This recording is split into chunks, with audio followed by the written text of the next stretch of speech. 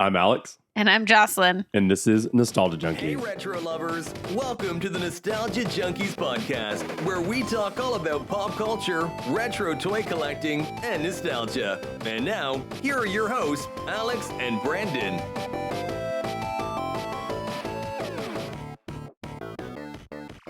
Okay, so I can't remember if I sent you this video or not this past week, but It's a long shot. Jim Carrey. Yes, we love Jim Carrey. And this man is like the comedian of our childhood. Ace Ventura, Classic. The Grinch, Kick-Ass, The Grinch. Dumb and Dumber. Like this man has done it all and has one of the most charismatic faces. And then he worked into our adolescence with like Bruce Almighty there were a few others. And then he just Liar. Oh, Liar. Classic. Wasn't the he in pen is blue. Wasn't he also the Truman Show? Yeah. Yeah, like Jim Carrey has done everything.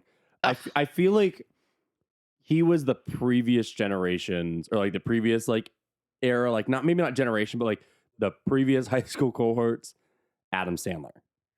I mean, I could see that.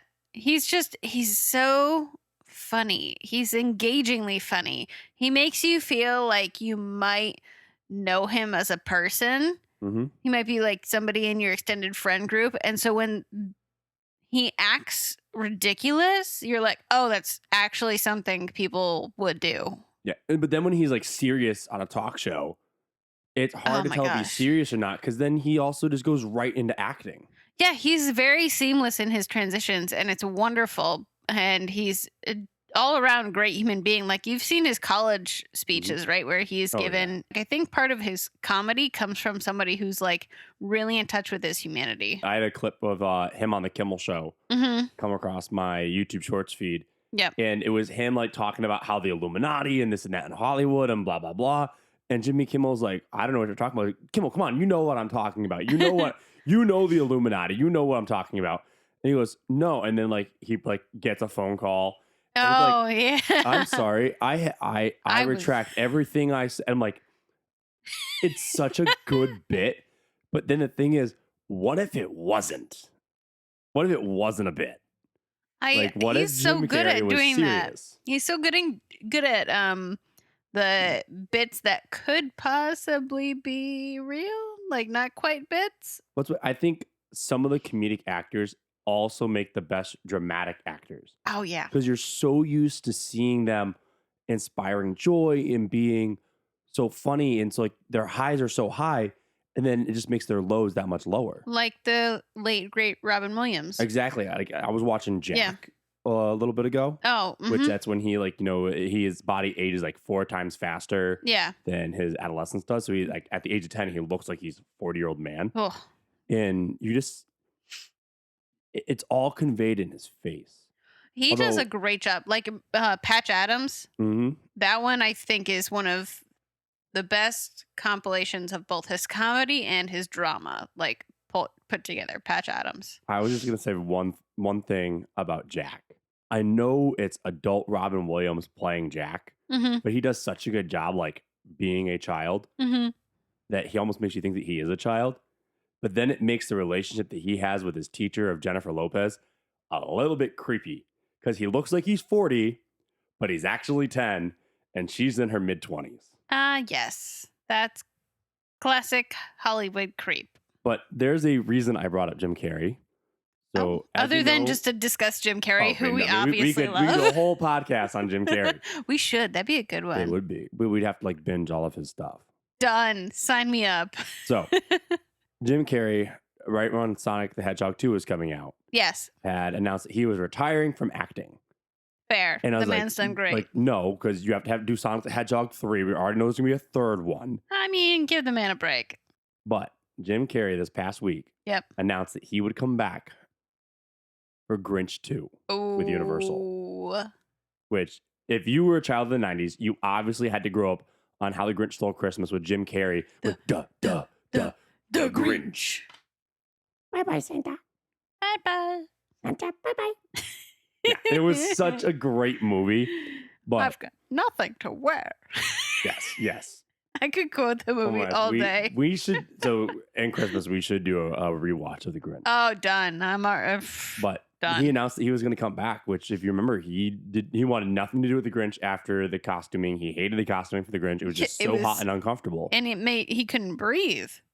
I know. Well, I mean, everything was practical effects back in the day. Like, you could not do that with CGI. Which they did an incredible job with the practical effects on that movie. His face, the facial features from Jim Carrey. I would put Jim Carrey's Grinch face up there with Willem Dafoe's Green Goblin. Oh, that was like his face as Green Goblin. Like, so not the Mecha mask, but like the original one. Yeah, I truly believe that practical effects era was the epitome, and mixing it with Dr. Seuss at that point in time was the best thing that they could have done.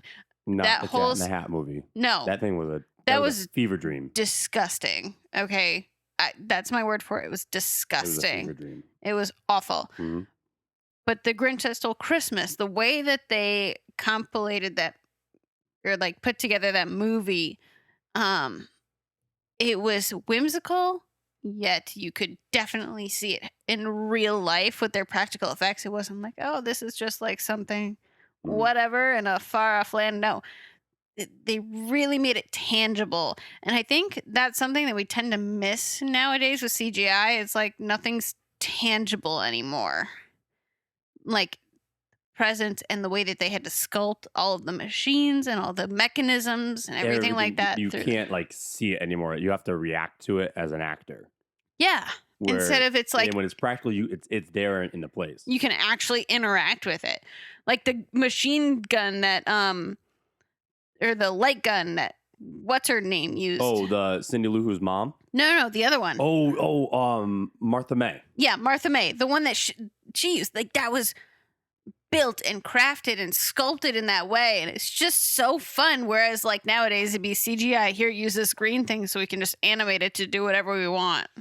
I'm sorry, all I could think of is when the mayor as a child was like, how could she like you? You have a beard. I'm just like, and Martha May is simping over him. It's like, he's so strong. Oh my, I feel like I just sounded like Marge from the city. Oh, homie. I feel like we should kind of talk about that for a second. So I am falling apart. I am falling apart. I love you to pieces. You're falling apart, babe. I am like getting over laryngitis right now. I literally have like the Kratos voice. Get over here, boy. Yeah. Like I have the Kratos voice right now. Yeah, and it's even better like in the morning because then you just sound like Mufasa. You sound like James Earl Jones in the morning. It's really entertaining. Good morning, Jocelyn. It's time for us to wake up. You don't even say that. You just look at me and go, no. No. Monday, I'm coaching basketball and I dislocate my shoulder dribbling the ball. This is how you know we're getting old. Like, not even a fancy dribble, just getting the ball from my right hand to my left hand, and my left hand grabs the ball at the wrong angle. You're not getting old. Your shoulder's just broken. Oh, yeah. My shoulder's awful. My shoulder was halfway in my chest, and it just did not want to work. Yeah. But, and then here we are. Yeah, and here we are. So I'm going to sling with the Mufasa voice for the podcast. Mm-hmm. And just trying to not break anything else. But I feel like we should also talk about something that we realized last time we were recording the podcast. I have no idea what Clueless is. Oh, yeah. That was really entertaining. Also, because they had a commercial for the Super Bowl. I was going to bring that up. Well, I just did. Yeah. So because I was obsessed. If you watched the last podcast, Jocelyn asked me a question about this movie called Clueless with Alicia Silverstone. Yes. I've never seen this movie. And when we were talking about it, for some reason, my brain went to Harriet the Spy. It was like, I could not stand that movie. And I'll be honest, I am not the biggest fan of Harriet the Spy. I like the books. But so as you just said, the Super Bowl had a Clueless commercial where they brought back Alicia Silverstone. And some of the other cast. And I still did not know what the movie was. I looked at Jocelyn like, wait, is this movie? And I'm losing it. I'm loving it. They're recreating iconic scenes with Alicia Silverstone for whatever they were advertising. And I'm like, yeah, this is great. And Alex is like, what's going on? And I'm like, this time it's Clueless. At least this time I knew it wasn't Harriet the Spy. Instead, my brain thought it was Get a Clue with Lindsay Lohan. So my brain just has like this. It has it out for Clueless. Like, I don't know what it is. My brain just blocked out everything with Clueless. It just wants nothing to do with it. You have a massive brain block on Clueless, and I'm like, I want to go watch it right now. Which is weird because it's a sponge for all other like 90s and random obscure information that comes across. Clueless, nope. Clueless, you are clueless. I'm clueless with Clueless. The Super Bowl had some amazing retro commercials. They did. They were very entertaining. So, like, I mean, I love the Paramount Mountain ones where they just like show all the characters that are now like on Paramount Mountain. Oh yeah. And like, while there wasn't like anything of like old retro, they did have the Sylvester Stallone face. Yes, that's always a fun one. Humorous. But you know, your cousin Josh made probably the best comment about the new Indiana Jones movie. I think we should have a segment called #Cousin Josh and whatever he comments about things. I mean, because he has really good comments about stuff. He does, but it's not every time. No, not every time, but a lot of the time. But yeah, so if you saw the new Indiana Jones and the Dial of Destiny, our cousin Josh, he's waiting for Indiana Jones in the AARP card. And I agree. Like, listen, I love Harrison Ford. I love that he's taking over the Red Hulk position for Marvel. He is too old to keep playing Indiana Jones. I mean, unless the Indiana Jones franchise is just going to die with Harrison Ford. And I'm not trying to say Harrison Ford's going to die soon. But like, if it's just going to rise and fall with him, I know there was a movement for them to kind of do like the James Bond thing. There's another one. Previous movie. With the Shia LaBeouf. Well, they wanted it with Shia LaBeouf. But then they wanted to do it with Chris Pratt. And Chris Pratt was supposed to take over as Indiana Jones. I'll be honest. Chris Pratt, he has too many projects. Yeah, not the guy for too many projects. I like Chris Pratt. Too many projects. You know what? I would have said Tom Holland, but he's doing really good with Uncharted. And I'd rather see him continue with that. Oh, yeah. I want to see more Uncharted movies. Oh, yeah. That was great. Oh, that was a great movie. Especially when they have Nolan North who came in and was just like on the beach. Yeah. Like Mark Wahlberg and Tom Holland was like, hey, that happened to me. Don't worry. It was great. It was perfect. Yeah. So then we also had the Popcorners Breaking Bad. Not a big retro thing, but if you're a Breaking Bad fan, that was great. I'm not, but I did recognize what it was. But I know one of my favorite commercials had to be the one from our favorite like Bo Burnham bit, where he does like the Kanye rant, and it's like, I got my hand stuck in a Pringles can. Oh, Pringles can. Put your hands up. Look at all these hands that can't fit inside of a Pringles can. Yes, and it's so good. Pringles, like that has become a meme over the past like year or so, or like 2 years. The Pringles like can stuck. Yeah. And then Pringles just like use that like, no, we know you're going to get your hand stuck. It's okay. We're not working to solve it. Get your hand stuck in a Pringles can. They just own it. They're like, yeah, it's going to suck, but this is the way we've done it for years. So here you go. Get your hand stuck inside a Pringles can. Then they had the Caddyshack commercial. I'm all right. Nobody worry about me. Honestly, I don't remember this one, so it did not like stick out for me. I believe it was like Serena Williams or someone playing like golf. Oh, okay. And it was just like different people playing golf together. I don't even remember what the commercial was for because it wasn't for the new documentary on Netflix, Full Swing. That was a different thing, but it was just nice little Caddyshack reference. Yep. The one we've been working towards. I know you're really excited about this one. Loved it so much. I cannot wait for this movie to come out. I am so excited. Which is very funny because when the trailers were first coming out, you were disappointed as all get out. And I was very vocal on the podcast about how I was not a fan of this. I was not a fan of the way that Chris Pratt was depicting the character, but it wasn't on Chris Pratt. It was on the writers, the Super Mario Brothers movie. Yeah, you have been very vocal about how you have not been interested in the way that they were going with this movie. I will say the previous trailer, when he had him in the go-kart and he did the little Wahoo, I loved the Wahoo. The Wahoo made it. You will always love the Wahoo, though. I love the way that they've been setting up like the Super Smash Brothers scene between Mario and Donkey Kong. Yeah, I'm excited for that. Now you die. I'm like, oh, is this like Rocky 4? Like Ivan versus Rocky? Like, this is great. Like, he got the cat suit. Yeah. You got the cat suit. But the trailer that wasn't even a trailer that they dropped, it was like a commercial for their business where they go through the old Mario Brothers rap from the live action TV show. Which was absolute trash, mind you. Don't you speak bad about Lou Albano. Swing your arms from side to side. Come on now, let's go do the Mario. You can't swing your arm. I just moved my shoulder and it hurt. That's what you get for swinging your arm. This is why we're wearing the sling today. Because you get too excited about swinging your arms from side to side. Why do you think we have the Mario and Luigi costumes? It was for that. I know it was. Like, it was because RC and I went as Mario and Luigi from the live action TV series, and all we did all night was swing our arms from side to side. With plunders you got from the dollar store. Yes. You're welcome. Because, Mario Brothers and Plumbins, our game, the Koopas, the Troopas, they're all the same. It was very entertaining, though. I think they did a good job trying to capture that from the OG and tap into that.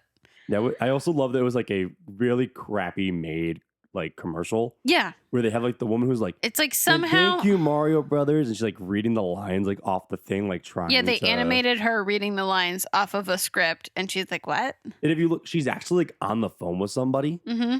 So it's they totally just broke up her day to have her do that. Yeah, they just went to an actual customer. They depict it as they went to an actual customer and had them say their advertisement as they were fixing their plumbing. That's all for the commercials. We should probably get into the meat and potatoes of today. Which is probably going to be less meat and potatoes than the commercials were. Oh yeah, it's going to be a short episode. Listen, yeah. I'm in a sling and my voice is shot. We don't have a lot of time today. No, nothing. Camp. If you have gone to camp, this is the episode. If you have not gone to camp. If you've ever gone to camp, raise your hands. If you have not gone to camp, this is time for you to hear some fun camp stories because Jocelyn and I actually have so Jocelyn and I didn't meet till we were both out of college. We were both 25. And it was actually, we met. We're basically the same age, FYI. We met almost 5 years from now. We were even 25 when we met. We were 24. Yeah, we were 24. We were 24. We were turning 25. Yes, that year we were turning 25. Yeah, because it's 5 years ago from now. Yeah. Because we met. We started talking. Yeah, we met the weekend after Valentine's Day. Yep. So the surprise, this is actually our anniversary podcast episode of our 5 year. Yes. So our first date was on February 17th of 2018. Yes. So massive snowstorm in New England.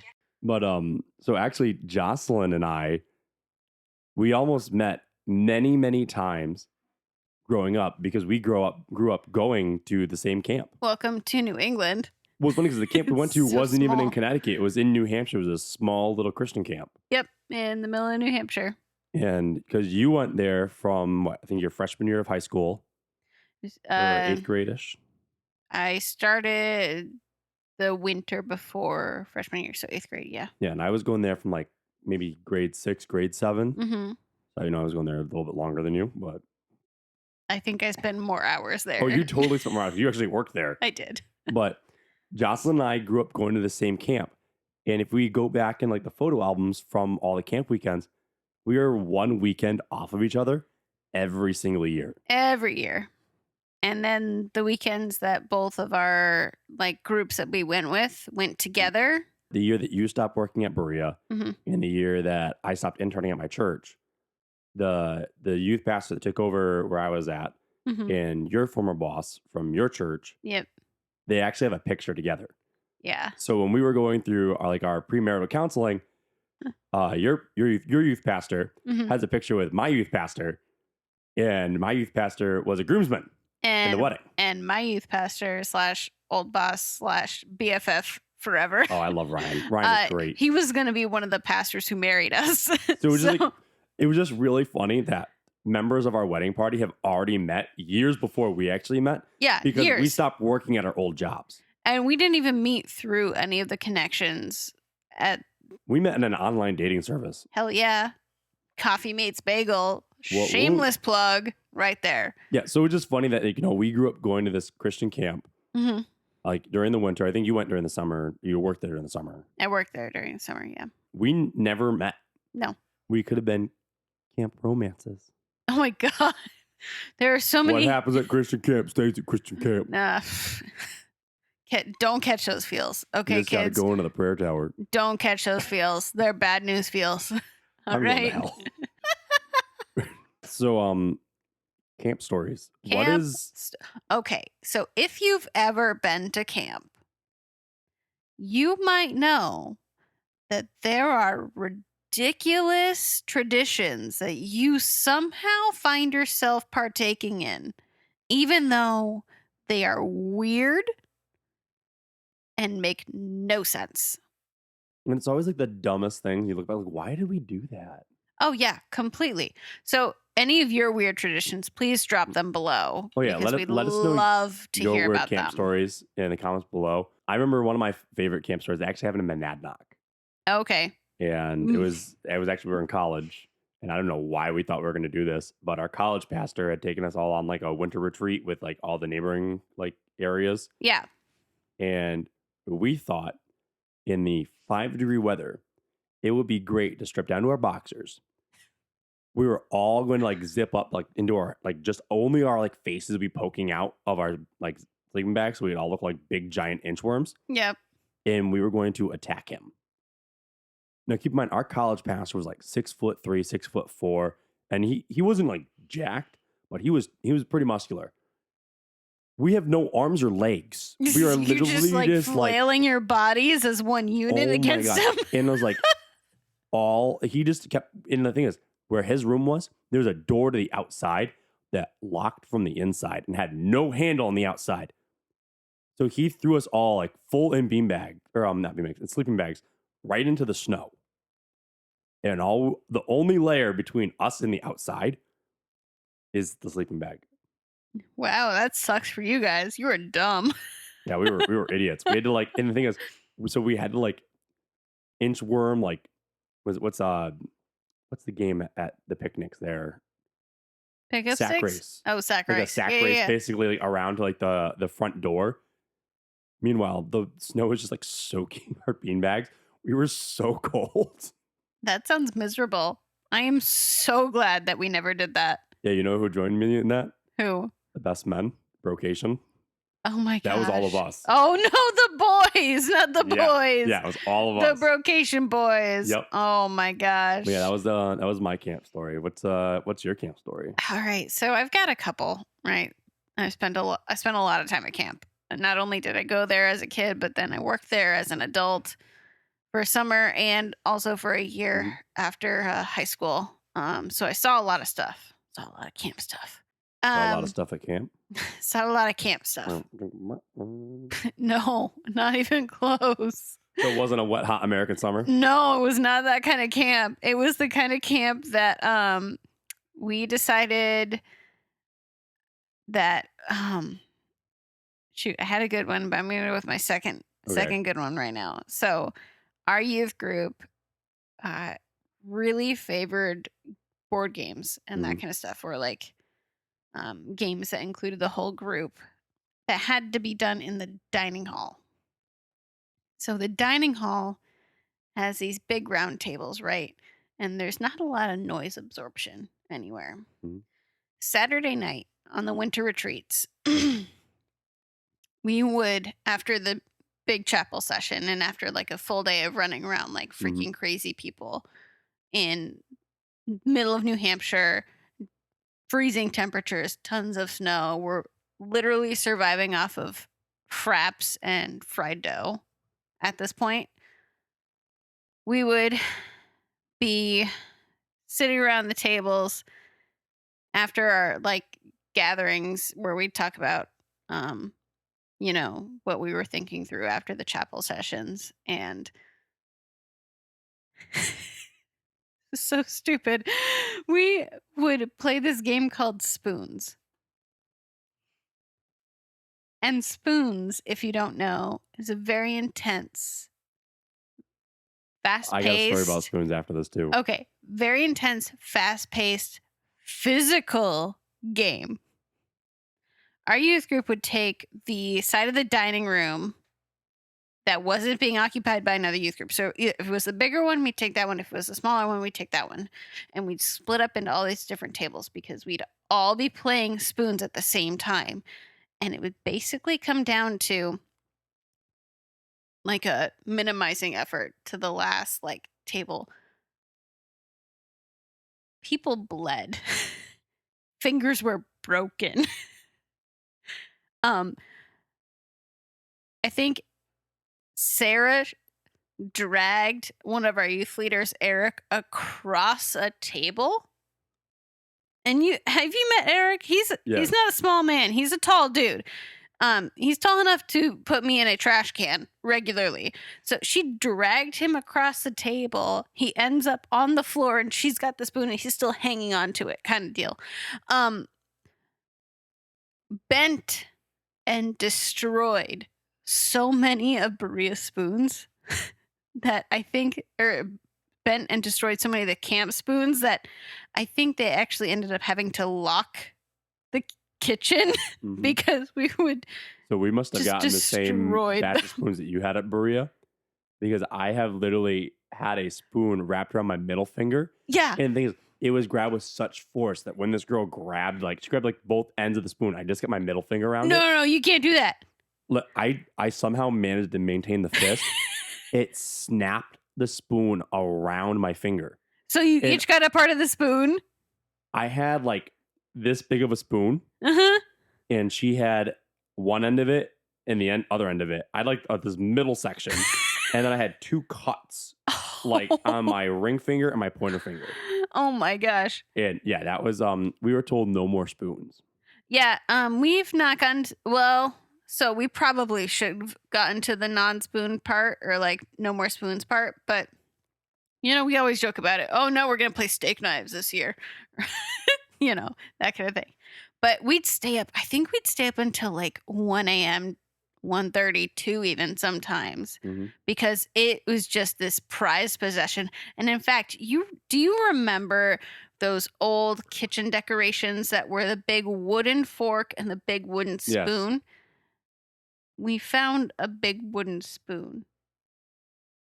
And we turned it into the trophy. I think I've seen this. For every champion of spoons of that year. So then our youth leader printed out the name and the year of the champion on a gold little name tag and put it on the spoon. Do you know what game at Berea that always got us? We actually broke fingers. Carpet ball. Oh, heck yes. Carpet ball. It's bowling. It's competitive bowling, one-on-one bowling, but instead of bowling pins and a bowling ball, you're using billiard balls. Yeah, pool balls, and you're just chucking them. Oh yeah, and you're whipping them. And if you hit it with a little bit of a bounce, that thing flies. If you ever got hit in the head by one of those, the things hurt. I got so good at carpet ball.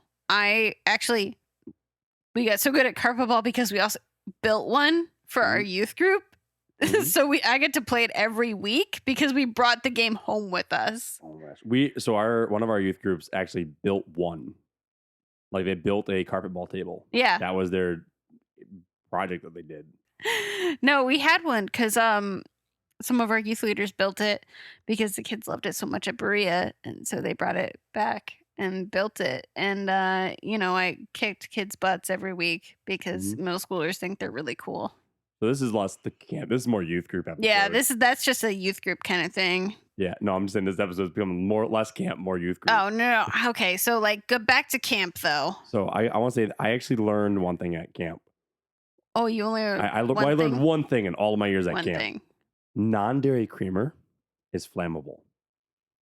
And to the young pyro that young Alex was, that is all I needed to know. I remember breaking this out at a bonfire in college. And I'm telling no, if you get non-dairy creamers, we would go to BJ's or Sam's or Costco and get a giant bin of non-dairy creamer. You've concerned me so much. Then go have a bonfire. Here's the thing. When you throw the non-dairy creamer into the fire, it acts like the flu powder from Harry Potter. And you go in diagonally. And the thing is, when it explodes, the oxygen is what catches the fire. And the hydrogen or whatever, the moisture that's in there, coats your hands. It's safe. You get sticky because it's sugar in there, but it's safe. Obviously, you don't want to be inside the fire, but you throw it and you're fine. We had 18 people at a bonfire on Singing Beach in Mass one day. This is so bad. And I'm okay, everyone, we're going to grab a handful. We all grabbed a handful of this non-dairy creamer. And one of my buddies goes, guys, not going to do anything. And I'm like, guys, you're going to want to back up. It's going to explode. Go boom. And he goes, guys, you're going to be fine. It's okay. So we all threw the non-dairy creamer in count of 3. I mean, there's 18 of us around this fire. this ring of fire like exploded, or like the ring. Oh, so you like all fell into a burning ring of fire. You went But we didn't fall in. It came down, out to us. down, and the flames went higher. I hate you so much. I was just gonna say that the fire came out and we were all safe, but like it went around us. Like it just completely surrounded us. And one of the guys that was up near the rocks, I'm like, you don't want to stand there. And the other friend was like, no, it's fine. It's not going to come out. You could see where it had scorched the rock around him. Like he was just like, he was warm, but we're all warm because the fire was there. Mm-hmm. He had no hair on his arm that was singed. Nothing was singed near him, but the rock had gotten hit with like the fire and with a little bit of sugar, and it like just glazed the rocks. Oh, so he didn't start the fire. It was always burning since the world's been turning. There is one more thing we need to talk about with camp. And it was for a Christian camp that we both grew up going to, this is the worst name for a toy. We used to play a version of dodgeball, but there were these little rockets that you would launch off your finger.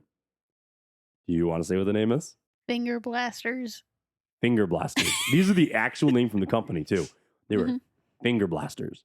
Which, if you were in the context, you're not thinking about how not innocent it could be. No, but I think now, like, man, we would wait all weekend to have finger blasters at Christian camp. Oh, yeah, we were obsessed. We wanted finger blasters. We all wanted to get finger blasters. We were obsessed. We wanted to blast each other with the finger blasters. It was really bad. But it was so much fun because, like, remember the one they had, like, the glow-in-the-dark ones? No, I don't think so. Oh, they had sprayed them with, like, glow-in-the-dark paint one year. You know what? That might have been the year that I wasn't allowed to go. Oh, is that the year after you made out with someone on the bus? Yep. Mm. Whose name was girl. also Alex, by the way. I'll fight him. But yeah, so we had these finger blasters that we just launched, and it was like be this mayhem of finger blaster rockets going back and forth, back and forth, back and forth. Oh, yeah. No, and then it was like kind of on the honor system of whether or not you got hit. It was about whoever had more finger blasters on their side. Not always. No? No. Oh, that's so how we the always played. rules. Trust me. Okay. You worked there. I'll let you. All right. Yeah, you worked there. So sometimes it was not only the amount of people that were left in play on your side, but also, like you said, the amount of blasters that were on your side. And then they also implemented a rule that was how many you could collect and put in your buckets. Basically, to clean up. That was like the after effect. Yes. That was the whistle blown. They did the count for how many people were still in. Okay. And then you had to clean up and sit down basically as quickly and quietly as possible, like the down and quiet rule. No, man, they really had us trained in like the 90s I and even had a t-shirt that said down and quiet, bro. Remember, we still play this game. This was at summer camp. Went to summer camp here in town, and we had this one that was like it was like cleanup. But then we all had to like get back to where like our areas. We each had like our old little like cohorts. I mean, this one where we would have to like basically pretend that there was like an earthquake or a hurricane or tornado coming. Oh, it was tornado watch, and we would all like run around the gym, and they would like do like the siren on the bullhorn. Yep. You have to run back to your area and lay face down on the gym floor until like your crew member came over and was like, okay, we're good to go now. And I'm like, we would sit there for like 5-10 minutes sometimes. Dang. Like, face down. Like that is some good training. It was tornado watch. That's the thing. Like they were able to trick us so well. We were stupid kids. On the premise of points. Here's the thing. Points! On the premise of points. The point, it was just like Whose Line. The points don't matter. No! Our entire lives is a Whose Line joke, basically. But here's the thing. If that had happened nowadays and it was like videotaped of them like doing tornado watch and then having us all lay down, face down, you know there would be someone that'd be out there like, I know. This is going to traumatize children. They're going to be afraid of tornadoes. You should be afraid of tornadoes. They're tornadoes. Exactly. And yes, lying down on the ground, face down. That's a healthy position to be in. If there's a tornado coming, actually, you should brace your head. No, that's how you lay for tornado watch. Oh, I'm sorry. I thought you were just just lay prone. What are you, an idiot? We should probably move on to our last aspect of the night. As we said, it's going to be a short podcast. Yep. 90s trivia. Ooh, we love a 90s trivia. Do you want to go first? Do you want me to go first this time? Did I go first last time or did you go first? I think you went first. I think I did too. Okay. So I have an easy one for you. It's actually a double or nothing. So if you get the first one, we go on to the second round. All right. Understood. What color was the AOL's Running Man icon that appears during the program's startup screen when connecting? Blue. No. Oh, no. What was it? Yellow. All right. I'm not going to lie. I did not have AOL growing up. What color was the AOL logo, though? Blue. Yeah. Okay. Yeah. The man was yellow. The AOL logo was blue. Now, can I just tell you short story? In 6th grade, we had a very small class in the town that I lived in. There were like maybe 20 of us. Some girls were passing around notebooks to write down the AOL username in there. I had no idea what they were talking about. Literally everyone else in our classroom had an AOL username except for me because we did not have internet. We did not have anything. It was a little sad, but, you know, I'm also glad that I got to sit with my books and my rocks. Okay, your turn. What former heavyweight boxer introduced a portable electric grill to worldwide popularity in 1994? Oh, it's Mike Tyson. It's George Foreman. It's George Foreman grill. It is. I give you an easy one, okay? My nemesis is Dr. Ivo Robotnik. My best friend is Tails, and we collect rings together. I first appeared in a video game named after me for the Sega Genesis. Who am I? Sonic the Hedgehog. Correct. Yeah. I honestly would not have gotten it on the first clue. Like Dr. Robotnik. Like it sounded familiar. Jim Carrey's character. I understand and I feel very disappointed in myself, okay? In 1997, who showed us how to get jiggy with it? I was 4 years old. I'm going to say Will Smith.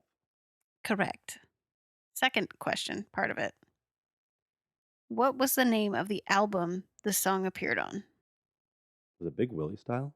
Yes. I love that album so much. Okay. Here's my last one for you. It is also kind of easy. You should be able to get this. Okay. I live in the sewer and I have fur. I am the master of ninjutsu and have 4 teenage sons. My enemy is Shredder. I know exactly. Who am I? I know who it is. I just don't remember his name. The Master Ninja Rat. The Master Ninja Rat. I don't remember his name. I'm sorry. Oh, I don't know. You'll have to let us know down below. Did Jocelyn get points for this one as the Master Ninja Rat? Or not. Really? You don't know the name? No, I don't remember. No. Splinter. Wow. No, I was not even close. Master Splinter. Okay. This is another double or nothing.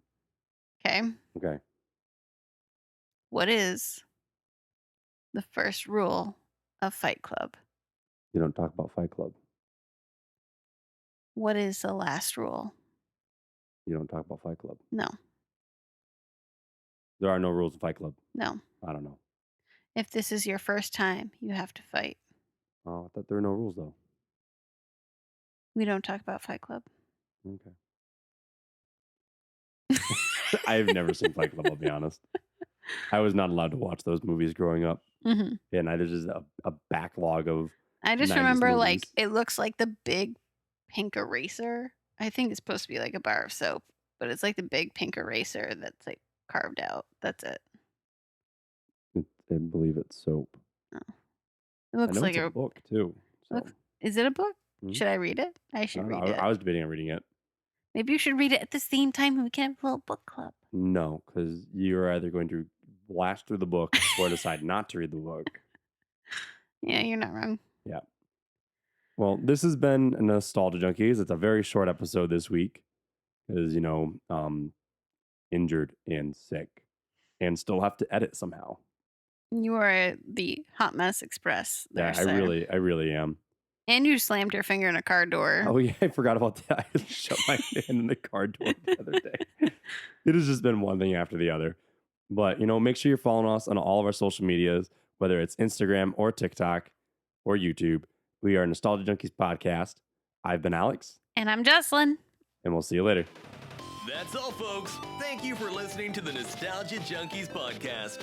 Follow us on social media, subscribe to the podcast, and make sure to never miss an episode. Till the next episode.